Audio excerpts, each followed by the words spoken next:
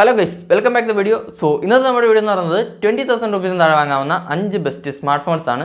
So ഒരുപാട് നോക്കുന്ന ഒരു ബഡ്ജറ്റ് റേഞ്ചാണ് ഈ ഒരു 20,000 രൂപീസ് ബഡ്ജറ്റ് റേഞ്ച്. സോ ഈ ഒരു പ്രൈസ് റേഞ്ചിൽ അത്യാവശ്യം ഒരു നല്ല ക്യാമറ ക്വാളിറ്റിയിലും നല്ലൊരു പെർഫോമൻസിലും ഒക്കെ വെച്ച് വരുന്ന ഒരു കിടിലം സ്മാർട്ട് ഫോൺസ് ആണ് നോക്കുന്നതെങ്കിൽ ഇന്നത്തെ വീഡിയോയിലൂടെ ഏതെങ്കിലുമൊക്കെ ചിലപ്പോൾ കിട്ടും.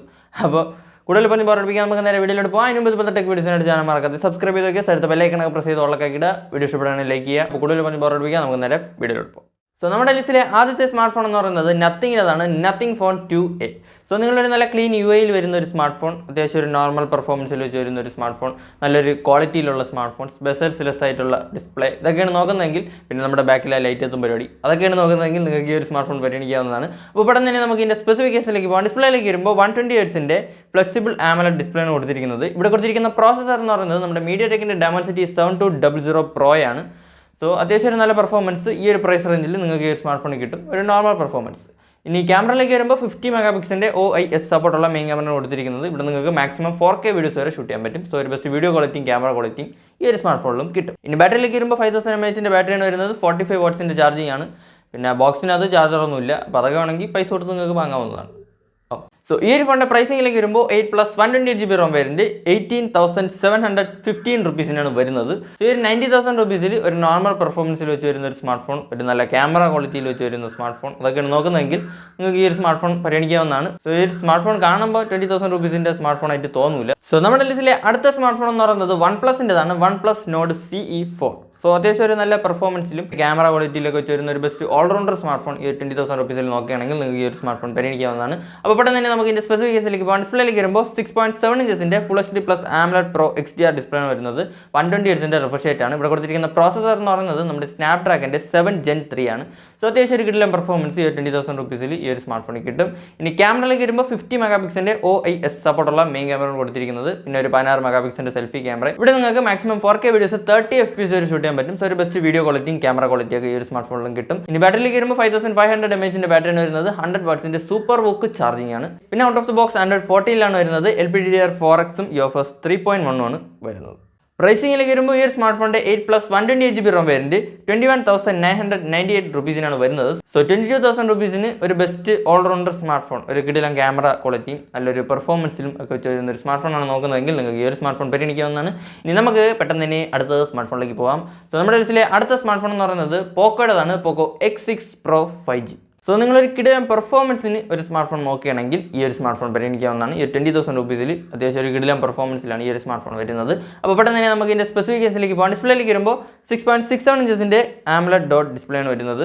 120Hz റിഫ്രഷ് റേറ്റ് ആണ്. ഇവിടെ കൊടുത്തിരിക്കുന്ന പ്രോസസ്സർ എന്ന് പറയുന്നത് നമ്മുടെ MediaTekൻ്റെ Dimensity 8300 Ultra ആണ്. ഇനി ക്യാമറയിലേക്ക് വരുമ്പോൾ 64 മെഗാപിക്സലിൻ്റെ OIS സപ്പോർട്ടുള്ള മെയിൻ ക്യാമറയാണ് കൊടുത്തിരിക്കുന്നത്. പിന്നെ 16 മെഗാപിക്സലിൻ്റെ സെൽഫി ക്യാമറ. ഇവിടെ നിങ്ങൾക്ക് മാക്സിമം 4K വീഡിയോസ് 30 FPS വരെ ഷൂട്ട് ചെയ്യാൻ പറ്റും. സോ കുഴപ്പമില്ലാത്തൊരു ക്യാമറ ക്വാളിറ്റിയും വീഡിയോ ക്വാളിറ്റിയും ഈ ഒരു സ്മാർട്ട് ഫോണിലും കിട്ടും. ഇനി ബാറ്ററിയിലേക്ക് വരുമ്പോൾ 5000 mAh ബാറ്ററിയാണ് വരുന്നത്. 67 വാട്ട്സിൻ്റെ ഫാസ്റ്റ് ചാർജിങ് ആണ്. Out of the box Android 14 വരുന്നത്. സോ ഈ ഒരു സ്മാർട്ട് ഫോണിൻ്റെ പ്രൈസിങ്ങിലേക്ക് വരുമ്പോൾ 8+256GB ROM വേരിയൻറ്റ് 20,999 രൂപീസിനാണ് വരുന്നത്. സോ ഈ ഒരു പ്രൈസിൽ അത്യാവശ്യം ഒരു കിടിലം പെർഫോമൻസിന് ഒരു സ്മാർട്ട് ഫോൺ നോക്കുകയാണെങ്കിൽ നിങ്ങൾക്ക് ഈ ഒരു സ്മാർട്ട് ഫോൺ പരിഗണിക്കാവുന്നതാണ്. സോ നമ്മുടെ ലിസ്റ്റിലെ അടുത്ത സ്മാർട്ട് ഫോൺ എന്ന് പറയുന്നത് മോട്ടോയുടേതാണ്, മോട്ടോ H50 ഫ്യൂഷൻ അല്ലെങ്കിൽ മോട്ടോ H50 Neo, ഏതാണെങ്കിലും നോക്കാം. രണ്ടും അത്യാവശ്യം ഈ ഒരു പ്രൈസ് റേഞ്ചിൽ നല്ലൊരു സ്മാർട്ട് ഫോൺസ് ആണ്. അപ്പോൾ ഇവിടെ തന്നെ നമുക്ക് ഈ ഒരു മോട്ടോ H50 ഫ്യൂഷൻ്റെ സ്പെസിഫിക്കേഷനിലേക്ക് പോകാം. ഡിസ്പ്ലേയിലേക്ക് വരുമ്പോൾ 6.7 ഇഞ്ചസിൻ്റെ Full HD+ POLED ഡിസ്പ്ലേ ആണ് വരുന്നത്.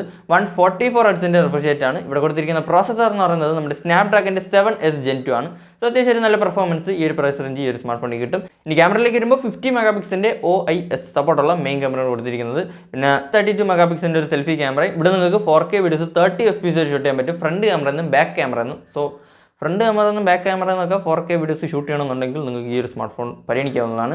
ഇനി ബാറ്ററിയിലേക്ക് വരുമ്പോൾ 5000 mAh ബാറ്ററിയാണ് വരുന്നത്. 68 വാട്ട്സിൻ്റെ ടർബോ ചാർജിങ് ആണ്. Out of the box Android 14 വരുന്നത്. ഈ ഒരു സ്മാർട്ട് ഫോണിൻ്റെ പ്രൈസിങ്ങിലേക്ക് വരുമ്പോൾ 8+128GB ROM വേരിയൻറ്റ് 20,700 രൂപീസിനാണ് വരുന്നത്. സോ ഈ ഒരു പ്രൈസ് റേഞ്ചിൽ അത്യാവശ്യം ഒരു ബെസ്റ്റ് ഓൾറൗണ്ടർ സ്മാർട്ട് ഫോൺ നോക്കുകയാണെങ്കിൽ നിങ്ങൾക്ക് ഈ ഒരു സ്മാർട്ട് ഫോൺ പരിഗണിക്കാവുന്നതാണ്. ഇനി മോട്ടോ H50 Neoയുടെ സ്പെസിഫിക്കേഷനിലേക്ക് വരുമ്പോൾ 120Hz 1.5K POLED AMOLED display ആണ് കൊടുത്തിരിക്കുന്നത്. ഇവിടെ കൊടുത്തിരിക്കുന്ന പ്രോസസ്സർ എന്ന് പറയുന്നത് നമ്മുടെ MediaTekൻ്റെ Dimensity 7300 ആണ്. സോ അത്യാവശ്യം നല്ലൊരു പെർഫോമൻസ് ഈ ഒരു സ്മാർട്ട് ഫോണിലും കിട്ടും. ഇനി ക്യാമറയിലേക്ക് വരുമ്പോൾ 50 മെഗാപിക്സലിൻ്റെ OIS സപ്പോർട്ടുള്ള മെയിൻ ക്യാമറയാണ് കൊടുത്തിരിക്കുന്നത്. പിന്നെ ഒരു 32 മെഗാപിക്സലിൻ്റെ സെൽഫി ക്യാമറയും. ഇവിടെയും നിങ്ങൾക്ക് 4K വീഡിയോസ് 30 FPS വരെ ഷൂട്ട് ചെയ്യാൻ പറ്റും. സോ ഒരു ബെസ്റ്റ് വീഡിയോ ക്വാളിറ്റിയും ക്യാമറ ക്വാളിറ്റിയൊക്കെ ഈ ഒരു സ്മാർട്ട് ഫോണിലും കിട്ടും. ഇനി ബാറ്ററിയിലേക്ക് വരുമ്പോൾ 4310 mAh ബാറ്ററിയാണ് വരുന്നത്. 68 വാട്ട്സിൻ്റെ ടർബോ ചാർജിംഗ് ആണ്. പിന്നെ 15 വാട്ട്സിൻ്റെ വയർലെസ് ചാർജിങ്ങും സപ്പോർട്ട് ചെയ്യുന്നുണ്ട്. ഇനി ഈ ഒരു സ്മാർട്ട് ഫോണിൻ്റെ പ്രൈസിംഗിലേക്ക് വരുമ്പോൾ 8+256GB ROM വേരിയൻറ്റ് 20,999 rupees വരുന്നത്. യെസ്, അപ്പോൾ 21,000 rupees ഈ ഒരു സ്മാർട്ട് ഫോൺ പരിഗണിക്കാവുന്നതാണ്. അത്യാവശ്യം ഒരു നല്ല പെർഫോമൻസും നല്ലൊരു ക്യാമറ ക്വാളിറ്റിയൊക്കെ വെച്ച് വരുന്ന ഒരു സ്മാർട്ട് ഫോണാണ് ഈ ഒരു മോട്ടോ എഡ്ജ് 50 നിയോയും. സോ 50 ഫ്യൂഷൻ വേണോ എഡ്ജ് 50 നിയോ വേണോ എന്നുള്ളത് നിങ്ങൾ നോക്കുക. സോ നമ്മുടെ ഇതിലെ അവസാനത്തെ സ്മാർട്ട് ഫോൺ എന്ന് പറയുന്നത് ഐക്യൂൻ്റെതാണ്. IQ Z9S Pro. Z9S അല്ല, Z9S Pro. യെസ്, കണ്ടു കഴിഞ്ഞാൽ നിങ്ങൾക്ക് തന്നെ മനസ്സിലാവും. IQ 13 IQ 12 പോലെയൊക്കെ ഇരിക്കും. പക്ഷേ വെറും 22,000 രൂപയുടെ നമ്മുടെ IQ Z9S Pro ആണിത്. സോ ഈ സ്മാർട്ട് ഫോണും അത്യാവശ്യം ഒരു കിടിലം ഓൾറൗണ്ടർ സ്മാർട്ട് ഫോണാണ്. നല്ലൊരു പെർഫോമൻസും നല്ലൊരു ക്യാമറ ക്വാളിറ്റിയും വീഡിയോ ക്വാളിറ്റിയൊക്കെ വെച്ച് വരുന്ന ഒരു സ്മാർട്ട് ഫോണാണ്. അപ്പോൾ ഇവിടെ തന്നെ നമുക്ക് ഇതിൻ്റെ സ്പെസിഫിക്കേഷൻസ് ഒന്ന് പെട്ടെന്ന് നോക്കിയിട്ട് വരാം. ഡിസ്പ്ലേയിലേക്ക് വരുമ്പോൾ 6.77 ഇഞ്ചസിൻ്റെ AMOLED ഡിസ്പ്ലേയാണ് കൊടുത്തിരിക്കുന്നത്.